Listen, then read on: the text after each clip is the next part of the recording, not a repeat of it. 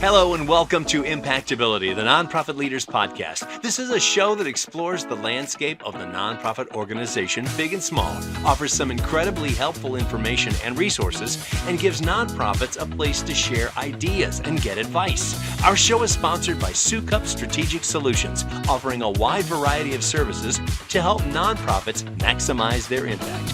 We're excited to bring you the stories and advice of leaders in the nonprofit sector to help you succeed in your nonprofit. So let's get started. Welcome to IMPACTability, the Nonprofit Leaders Podcast. We really appreciate you joining us today. I'm Cheryl Sukup, and I'm your host for today's episode. We have a wonderful episode today with an amazing nonprofit leader, Captain Daniel Andrews. Captain Daniel, thanks so much for joining me today as a guest on the show. Thanks for having me, Cheryl. Looking forward to it. All right. Well, can you start us off by telling us a little bit about yourself and the mission of the nonprofit organization you currently serve? So I was born and raised in Southwest Florida. I lived my whole life here. And from a pretty young age, what I wanted to do was be a fishing guide. I wanted to take people out and show them the resource that really defined the trajectory of my life. And I was privileged to do that starting in 2011. That was my full-time job. I walked away from a full paid scholarship to Florida Gulf Coast University and became a fishing guide. And my parents thought I was crazy, and a lot of other people thought I was crazy too. But within about 8 months of doing it, I had my calendar totally booked and was really just living the dream. I literally did not have to wear shoes to work. I got on my boat, kicked my sandals off, and I spent 8, 10, 12, sometimes 14, 16 hours a day taking people out. And I got to share the time with people in their happiest moment of the year when they saved up for their vacation, came down here and, catching snook and redfish and tarpon that are, sometimes over 150 pounds. It was really truly a bucket list opportunity where you got to share those special moments with people. And you unfortunately, do that every day. That's amazing. Yeah. And just the attitude of people that you're there for their happiest moment. And that was what was so cool about it. But the bad side of it was seeing the perspective of being on the water for 300 plus days a year and seeing the ecosystem degradation that was happening. And I think, it was happening when I was growing up as a kid too, but I think as a younger kid, you're blind to it and you don't want to see the uglier side of what's happening. But when you're depending on Can I interject for 1 second? Yeah. I think a lot of us are blind to it, right? Like a lot of us don't even notice what's happening around us. Absolutely. So I know you're going to tell us how you're changing that. Yeah. And I think when you're doing anything for that amount of time all day, I mean, most days you see the sunrise and the sunset from a boat, you pick up on all the little micro changes. And the discharges from Lake Okeechobee were the greatest negative impact on my business. I mean, you obviously had weather, you had hurricanes, you had all kinds of stuff that are way outside of your control. But there was this man-made disaster, which is unnatural dumps of water from Lake Okeechobee to the Caloosahatchee River, which is the mouth of that river was where I spent the majority of my time as a kid and learned to fish and where I was taking my clients. And in 2016, I was actually the day after the day before my 25th birthday, co-founded Captains for Clean Water as a way of bringing the public into the fight through awareness, through education, and ultimately advocacy to try to affect the change that my business at the time, being a charter captain, needed. And also the interconnectivity of every business here in South Florida that in one way, shape, or form, we all depend on clean water, whether it's restaurants, real estate, any of the businesses inland. The water is why we live here in South Florida. It's true. Well, okay. So let's talk a little bit about you coming into this leadership position. So you were a fishing guide. You were, just passionate about affecting change because it was affecting your business. You knew other people that were being affected by this. And besides, like, what a crummy thing that like our environment is getting wrecked at the same time. So all this joy that you're seeing is like could, be impossible to achieve in our local community as a result of what's happening. So you decide you're going to get involved. Tell us about like what happened. Like you went from fishing guide to nonprofit leader. Like what was that like? Well, on in the very early days, I had no idea what a 501c3 even meant. That was not really the objective in the early days of Captains for Clean Water. It was just we saw a problem that we realized others didn't see the full breadth of that impact. And when you're on the boat with people that were literally getting on their planes and flying elsewhere, leaving the home that I think especially in your early to mid 20s, you're very proud of what you do, you're proud of your area, and when you see people that are disgusted with what's happening, that are just packing up and leaving to go enjoy their vacation somewhere else because they have limited time to spend. They Mhm. don't want to spend it if there's dead fish on the beaches and algae blooms. It was the early days were very much identifying the problem and recognizing that if we mobilized the masses, this impacts literally everyone in Florida, whether it's drinking water, which our Everglades recharge our aquifers. So it's drinking water for all of us. It's, Mhm. our tourism driven economy. So the early days were very, um, there was no direct tie into the nonprofit side. It took us, a couple of weeks to really figure out, okay, this is a huge mission. This is going to require an organization and strategic approach to attempt to accomplish what we knew we needed literally from minute one of the organization, which is Mm. awareness, education, and ultimately an advocacy arm to affect the change. Mhm. All right. Well, tell me, like today, what inspires you about the work that you do today? Like, what keeps it going for you? It's now almost 10 years that you've been doing this. Like, what is it that keeps you in the fight and leading this organization? Because now you could It's do anything. I mean, you could totally reimagine your life. You've been very successful at this. What makes you want to keep doing it? And I never thought I'd be doing anything for 10 years. I was always kind of, meddle around with something for a while and on to the next thing kind of person. But what inspires me today, and we're in a big fight right now over a rock mine that's being proposed to be built in the Everglades. And something that's inspiring me right now is just seeing the massive amount of public mobilization and frustration. I mean, just a week or two ago, we posted a video on YouTube of just kind of shining a light on a county commission meeting where this was being discussed. One of the videos got over 3.5 million views, That's just from amazing. one single video. And, Hmm. that shows you that if that wouldn't have gotten put out there, if it wouldn't have had the context of what was happening, this was just another decision that would have sailed through. But when you see and many other videos that are hundreds of thousands to millions of views as well that we've been able to put out there, you see Hmm. this massive galvanization of public support around an issue that again, going back to those early days when we founded the organization, we felt that everybody was very blind to this and didn't understand it and didn't understand the some of the ugly side of the politics that were happening on Florida's waters. And when you see that level of mobilization and the literally thousands and thousands of inquiries that we've gotten of people that want to get engaged, everything from major donors down to just the individual that has nothing other than a little bit of their time to give, and they're reaching out saying this is something I care about. This is something that I want to be involved with. That's the part that's inspiring and the part that we knew was critical from the very beginning. If we could mobilize a huge effort around this, we can solve this problem. And we're seeing that. We see that happen every day. That's great. All right, so here's another question. Tell me a story. Is there a particular nonprofit success story that you'd like to share about Captain? Something that you're really proud of?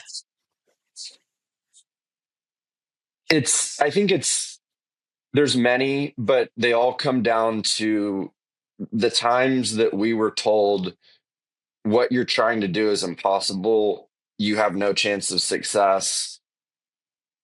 And then we proved that wrong. And that happened with the authorization and funding from the state side of the EAA reservoir, which is part of the Comprehensive Everglades Restoration Plan, the largest ecosystem restoration project our nation has ever undertaken, to the main objective being reducing the harmful discharges from Lake Okeechobee and rehydrating the Everglades. It is a And so, bipartisan effort. can I ask you to stop and go back just a minute? So, for people who are listening, talk about like Florida, what it looks like on the map, and where Lake Okeechobee is, and how how this whole water flow is. What does that look like on a map for people? Kind of like go back to the basics. Sir, yeah, that's helpful. I think to provide some context to Captains for Clean Water and our mission, you really have to have an understanding of the hydrology of Florida and what's changed. So Lake Okeechobee is a 730 square mile freshwater lake right in the central southern part um, of the state. Historically, it was fed runoff from the central part of the state, Orlando South.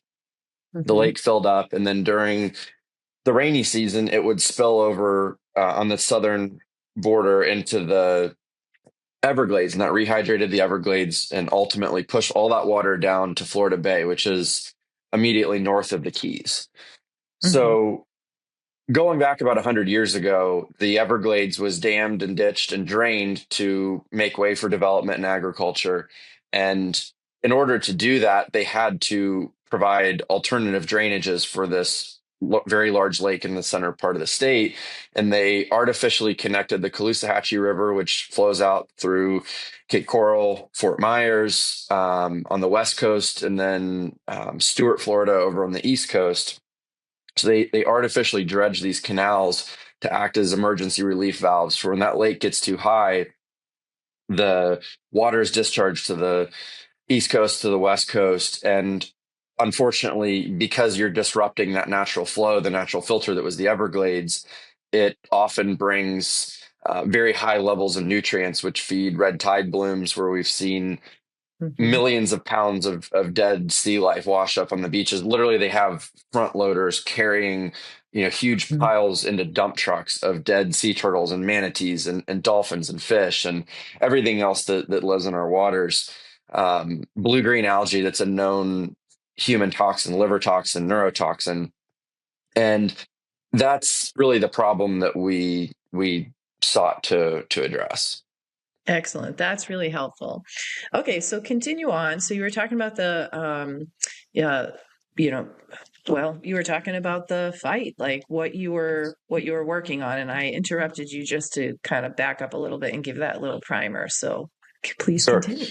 So, and I think to give additional context, I was in fourth grade when this comprehensive Everglades restoration plan was put in place. It was you had a Republican governor, Jeb Bush, Democratic President Bill Clinton, came together in a bipartisan, nonpartisan way to say, we're going to embark on the largest ecosystem restoration project this nation has ever undertaken for the good of Florida, for the good of all Americans that care about Florida's water resources.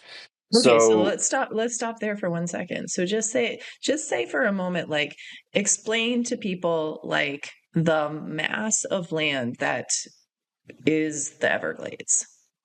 Because maybe some people don't know what the Everglades is. So the Everglades is a slow flowing, shallow river. Was called the River of Grass. It looks like a swamp to many. Going back a century ago, that's what people thought it was a worthless Mhm. swamp.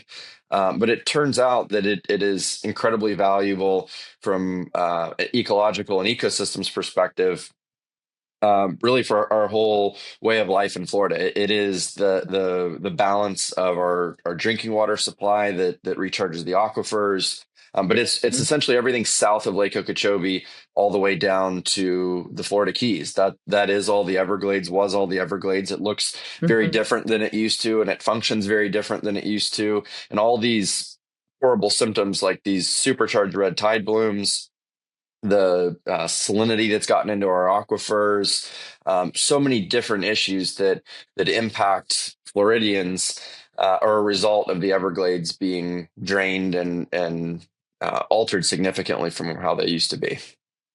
All right, excellent. So now let's go back to the the conversation we were having before. So I'm sorry that I interrupted you. The success stories of Captains for Clean Water have always been the fights that we've gotten into that we were told you have no chance of succeeding. And the two I think that are really the most significant, one was about a year into our existence as an organization, there was a proposal that was put forward as a result of massive amount of public pressure to do something about this. When Captains for Clean Water was founded, we were 16 years into what was supposed to be a 30-year plan comprised of 68 different component projects of Everglades restoration, 0 of which had been completed. So you're 50% of the way on the timeline, and you've essentially made no progress. That was the problem. I was in 4th grade when this got passed. 16 years later, I'm a fishing guide and dealing with the same problems, and no progress. Essentially, very, very little progress had been made.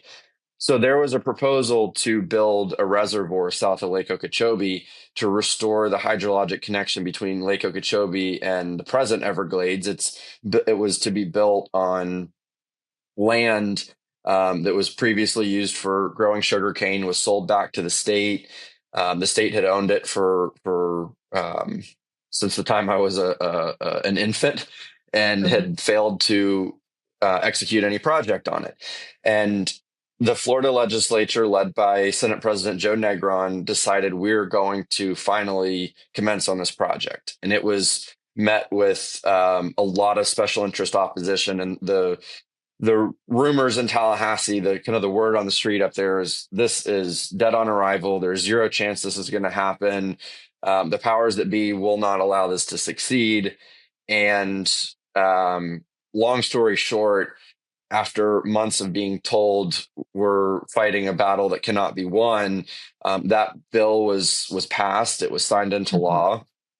And today, the construction of that project, which is the largest above ground reservoir the Army Corps of Engineers has ever built, that's underway currently today. That's a big And that success. it will, and it represents about a 60% reduction in those harmful discharges once it's complete. So this really is the crown jewel of Everglades restoration, the cornerstone project that makes it all happen. And the next success story I'll touch on briefly was a policy fight that we had in 2022 legislative session that was really a comprehensive attack on all the progress we'd made to date, including the funding for that EAA reservoir. It sought to dilute the funding for that project. It has a dedicated funding supply. It sought to dilute that by spreading it to a bunch of other kind of ancillary projects that have lower impact. It was going to attack the state's ability to have proactive ability to advocate to the Army Corps of Engineers on how water was to be managed. It was really just an overall attack on all the progress that we'd made to date. Again, it passed the legislature with only 2 no votes. They were both senators that were turned out. And we led a significant campaign. We had over 50,000 people that we mobilized in a couple-week period on this. It made every major news outlet in Florida covered it, and ultimately our campaign was successful, and the governor vetoed that in June of 2022. But both of those fights, when we got into them, everybody was, all the lobbyists in Tallahassee were calling, saying, "Oh, God, you guys, you don't want to do this. You're gonna lose." And we're saying, look, we've already lost everything. We have nothing else to lose. We've watched our estuary, our office, everything that we love die right in front of our eyes. So we don't need to exist as an organization just to exist. We want to make an impact. And you double down in those types of scenarios, and ultimately you're successful. And that sends a powerful message that when people stand up, you really can create change, even when the powers that be and the overall message you're getting is not a very comforting one. You stand up and you can make a difference. That's right. All right. That's great. That's a wonderful couple of success stories. It's kind of like the David and Goliath story, you know? It definitely is. All right. What's one thing you wish you had known when you began your involvement with nonprofits? Because now you have all these First, nonprofit partners. You've been doing this for 10 years now. I'm sure there are like many things that you have learned, but what would be one thing that you know now that you wish you had known when you first started? the biggest thing is how to invest in a team, how to build leaders. Hmm. As a fishing guide, I was the customer service person, I was the accountant, I was the marketer, I was the boat mechanic. You had to be everything, and you learn to depend on yourself and yourself only. Getting involved into an organization like this, it's a very different skill set than being the jack of all trades, the master of none, and then having to figure out how to build a team and to inspire the team and to carefully select the members of the team that are ultimately going to drive change. And that was something that it took us some time to figure that out in the early years. But Hmm. ultimately, once we started investing in our team and our understanding of the team and how to inspire them, that's really where this organization took off and started to become.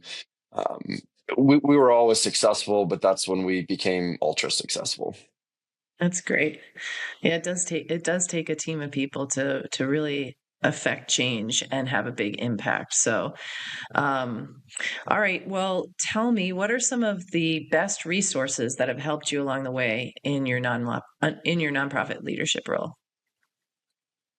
A lot of it has been the people, the Mhm. experience, the like our team here at Captains. We don't. We have one or two people that have really ever engaged or interacted with nonprofits before. We pulled people from all walks of life, and their own experience. I mean, we have pretty much everybody on our team is much more of a specialist in their area than they know far more about what they do than what I do. Our supporters have been incredible. A lot of them come from the private sector, running very competitive businesses that have helped shape and mold the work that we do at Captains in the areas that are outside of my expertise. We've been Mhm. able to inspire those people to come in, and their own experience is by far the most valuable resource that we have. And the literature, the books, the podcasts that they've shared as well with our team, it really just, I think, is kind of like a library of those types of resources, has been Mhm. instrumental in helping us shape what we do. But That's it's really the great. people and the passion behind them. Yeah, I think it's really great that you tap into all of your supporters too, because you have an incredible group of people behind you, and so many of them too. But some of them are so successful, and um, a mistake I do see some nonprofits make is that they think they have to do it all. Their board um, and their staff and their volunteers, even sometimes they don't really tap into their volunteers' expertise and their willingness to help in other ways. So it's really amazing to see that you've you know really come to appreciate what your supporters can offer to you and your team to help And you be I think better. a key piece of that is we believe at Captains that our number one job is to fight as hard as we can and just inspire the heck out of all of our supporters. And really, Mhm. we don't want to send the message, hey, look, we've got this. This is an easy fight. Support us. We appreciate it.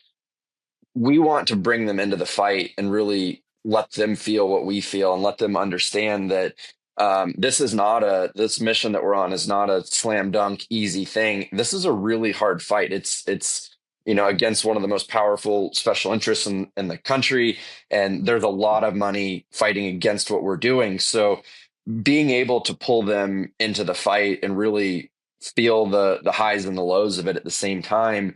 What we've seen is when things get challenging, that's when they double down. That's when they put more of their time, more of their resources into making sure that this mission's successful, because they're really bought in. And I think that's very important for any nonprofit that's doing something challenging. Is you can't just show your supporters all the good you do. You have to make them feel the challenges too, because when they feel those challenges, then they're invested.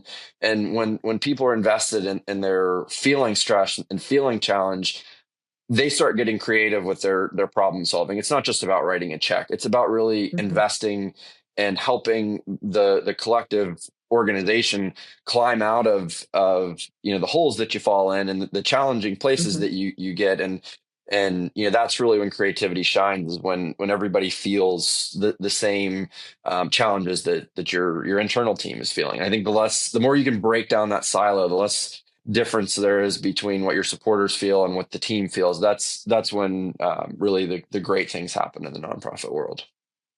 You're really all in it together. It's great. Absolutely. We're going to take a quick break now, and we'll be back after this. Sometimes there's just not enough hours in the day to get the work at your nonprofit done. Souk Up Strategic Solutions can help. We handle all kinds of projects, especially the ones you can't seem to get to: fundraising, marketing, grant writing, communications, and more. With Souk Up Strategic Solutions, you'll have a team of nonprofit professionals working for you. You'll have more hands on deck, reduce your overhead, and increase efficiency. For a free consultation on how we can help lighten the load at your nonprofit, visit soukupstrategicsolutions.com. That's SOUKUP strategicsolutions.com. Maximize your impact with Souk Up Strategic Solutions.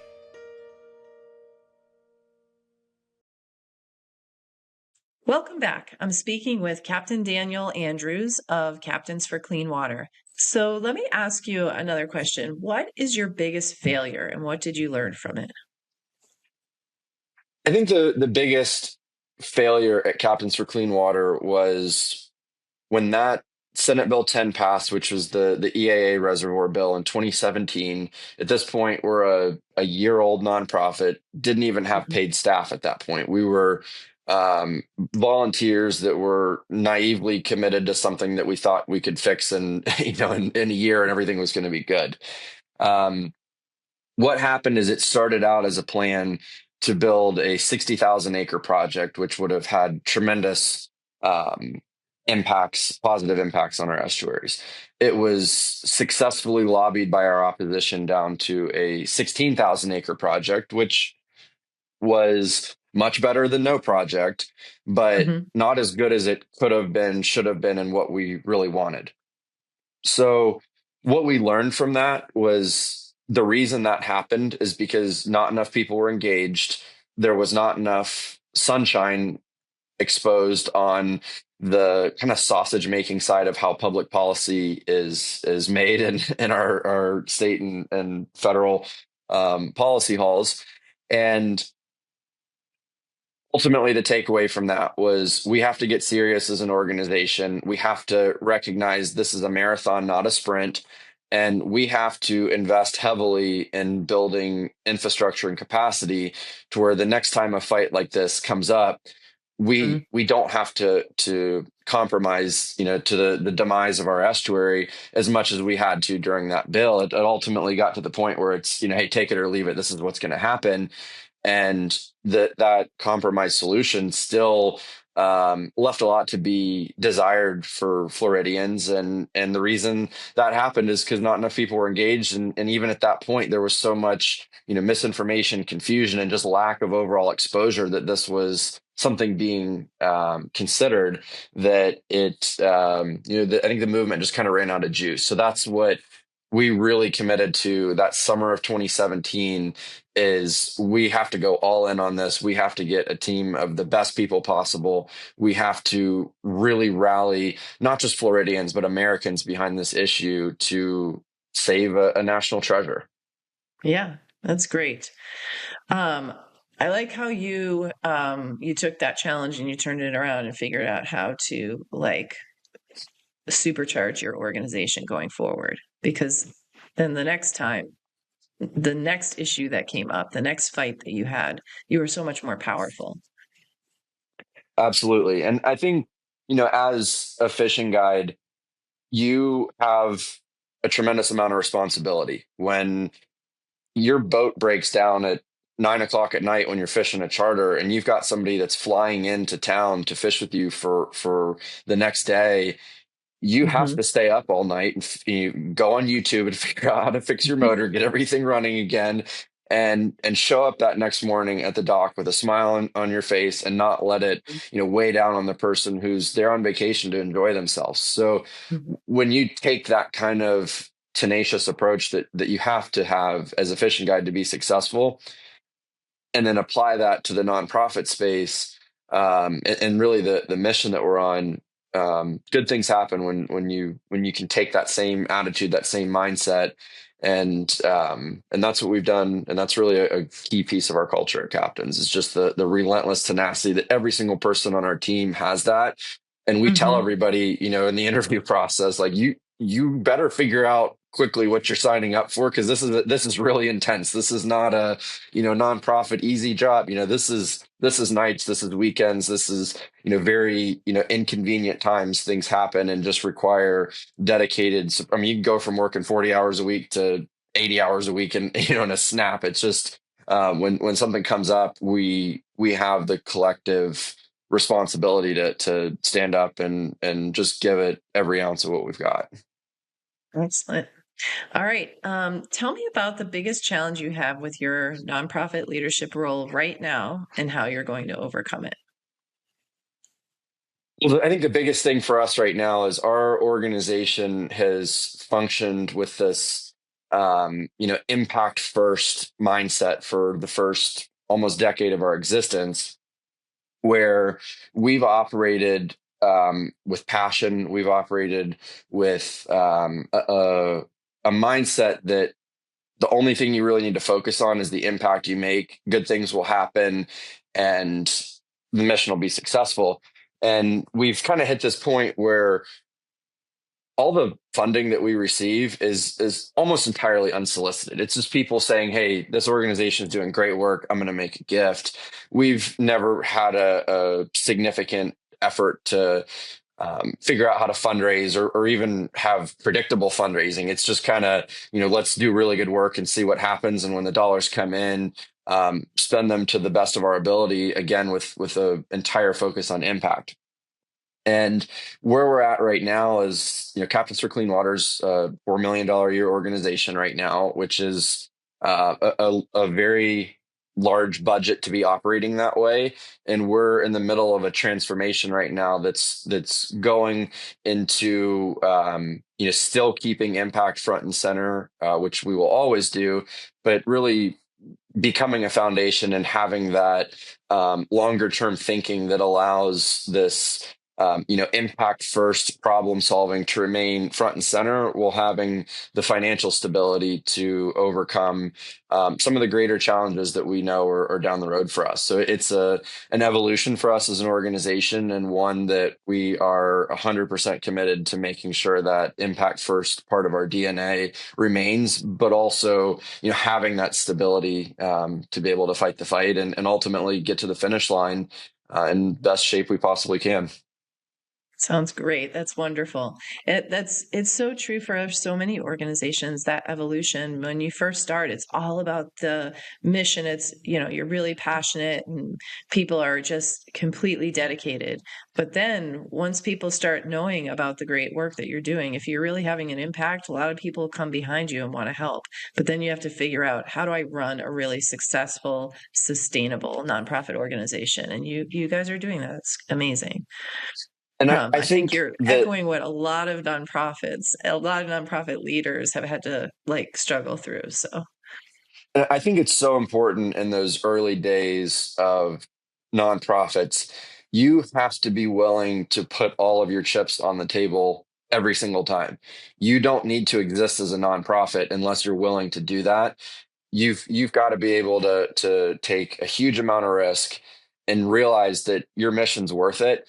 And if you're not willing to take that risk, that organization probably doesn't need to be there. And the more chips you're willing to put on the table in those early days, it's kind of the pass fail test for the organization. And if you get to a point where you've really been able to have put a dent in the mission, the problem that you formed to solve, that's when your organization needs to step back and say, all right, we've had a big impact because we've been willing to take risk, and let's preserve that part of our DNA while also being able to sustain that impact over a longer period of time. That's great. Well, you are tapping into to people's love and passion for the waters, for the environment in South Florida, and into people's concern about the business community and the impacts this is having. So you're bringing people along with you and helping them to see that and feel that, which is great. All right. So is there anything that you have read or listened to recently that has inspired you in relation to your work? I've actually been on a personal journey, really around health and wellness the last couple of years. That was Mhm. never something that I grew up with, and I think the more global side of this problem that we have, um, the water is managed in Florida largely to the benefit of the sugar industry, which about 95% of the agricultural lands, the 400,000 acres of agricultural land south of Lake Okeechobee is refined sugar is what's produced out on that. So 95% of that. And my I've had I've two little boys. My wife that my older boy had kidney disease, nephrotic syndrome as a 2-year old. My wife has rheumatoid arthritis. I had grew up with ADHD.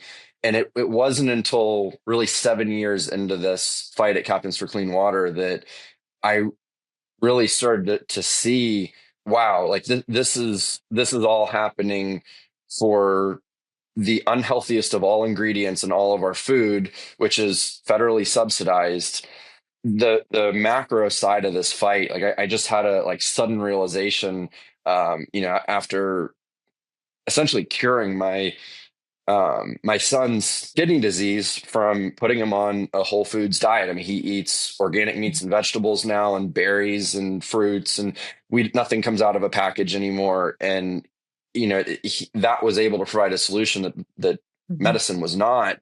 And stepping back, and ultimately, I mean, I feel like I have the best mental clarity I've had in my whole life, just as a result of entirely cutting out all that stuff from my diet. And I think this realization that um, you see the interconnectivity of these problems, and how something that's causing diabetes and cancer and all kinds of other problems is also causing a water issue in Florida.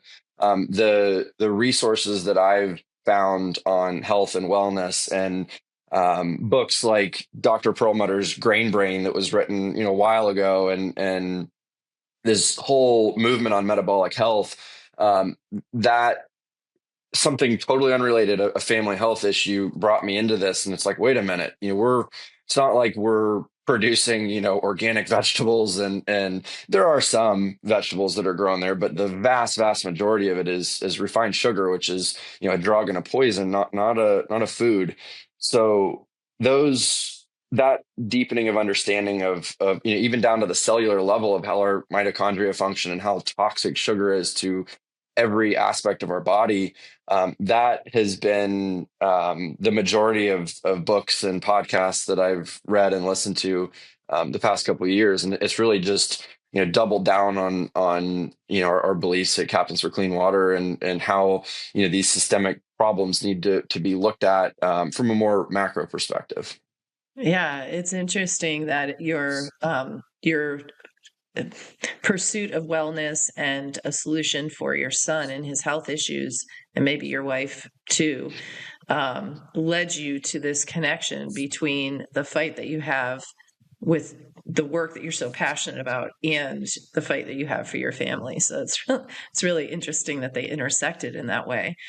I like what you said, double down. You're double downing on it.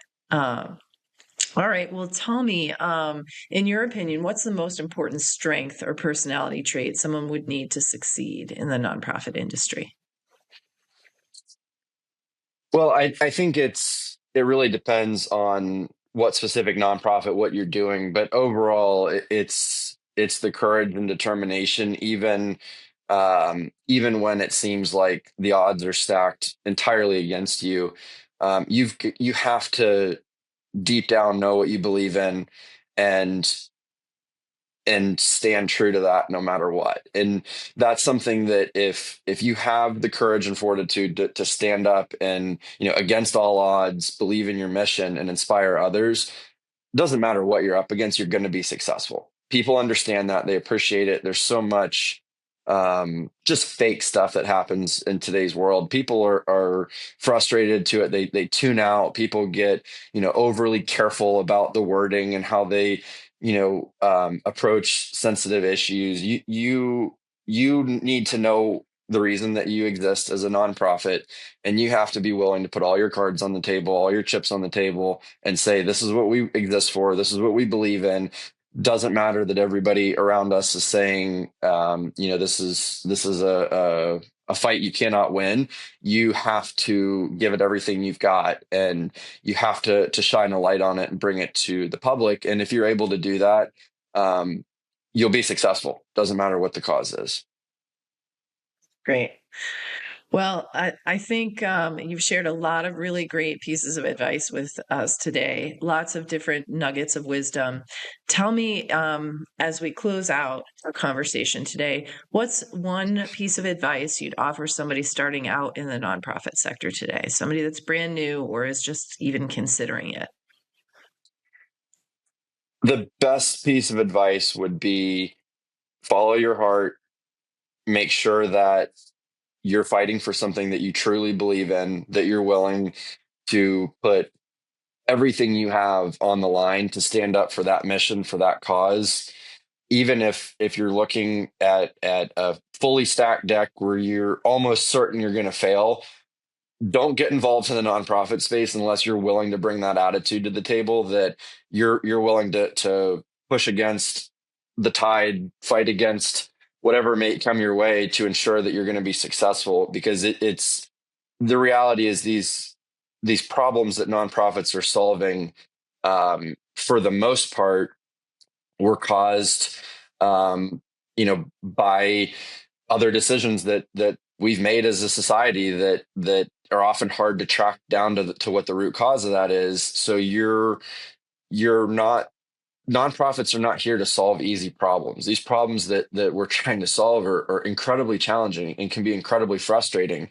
And if you're looking at taking the easy road and saying, well, this looks good, this looks easy, this would be, something that we can do, you really need to ground truth that to what are the impacts. Ask the people that you're trying to solve problems for, is this a good enough solution? And you have to get to the place of really being able to say, this objective that we have is actually going to make a meaningful difference that our supporters will appreciate, understand, and also agree this is something worth fighting for. And if you're willing to do that, you will be very successful. If you're sitting there and checking things off of a list, saying, "Oh, well, these are things that are generally aligned with our mission," but your supporters and just the overall population isn't excited about those victories, that nonprofit's not going to be very successful. So it takes a lot more courage. It takes a lot more determination to meaningfully affect change than I think anybody realizes. Certainly, far more than we realized when we started Captains, and we thought this was going to be a lot easier than it was. Those are words of wisdom. Thank you very much, Captain Daniel. Yeah. All right. So how can people find you online if they want to learn more or they want to connect with you? So we have a robust social media presence. Instagram is probably our top platform, Captains for Clean Water. We're on Facebook. We recently launched a podcast, the Captains for Clean Water podcast. It's something that we look forward to building and expanding upon. We have some incredible things in store. Our first episode was about the rock mine that's currently being proposed in the historic Everglades. So that episode is live. We look forward to bringing this long form content to the public. I think, we've been limited on our social media advocacy, even though we reach tens of millions of people a year through those platforms. we are looking to invest in long-term, long-form content. That way people can really increase the depth of understanding, which ultimately increases the passion. And just with episode 1, we've received hundreds and hundreds of responses, people that listen to the podcast saying, hey, we've been a supporter for 9 years. Not until now did we really understand what you guys were up against, what you were doing. So I think, the if people have made it this far in this podcast, I think, check out the Captains for Clean Water podcast as well. And we're so excited to be able to bring that to the public. Like I said, we have a lot of awesome things in store there. I am so glad you decided to do that. Really, Daniel, that's amazing. All right. Well, I encourage everybody to check out his podcast. And thank you again so much, Captain Daniel, for being with us today and sharing your experience, your stories, your journey, your wisdom with us. And keep up the fight. We're behind you. Thanks for having me on. I appreciate the conversation, and I hope that we can inspire other organizations to fight a little bit harder and hopefully get some new organizations involved in a variety of causes, because our world needs it now more than ever before. Sounds great. Thank you so much. Yeah. Thanks, Cheryl. Thanks for joining us today. We hope you enjoyed this episode. We love to hear from our listeners, so please reach out and let us know what you liked and what else you'd like to hear. You can find our email address and links to our social accounts in the show notes. If you enjoyed hearing from today's guest, we encourage you to reach out and connect with them. See the show notes for their contact information. To get more great content in your inbox each month, sign up for our newsletter at impactability.live. That's impactability.live. If you enjoyed today's episode, be sure to subscribe to the show on YouTube or in your favorite podcast app. That way you'll get new episodes downloaded as soon as they come out. Finally, we'd be grateful if you would give us a positive review or a rating so that your peers in the nonprofit industry can find us as well. From all of us at Impactability, thanks for listening, and thank you for all you do to make the world a better place through your nonprofit.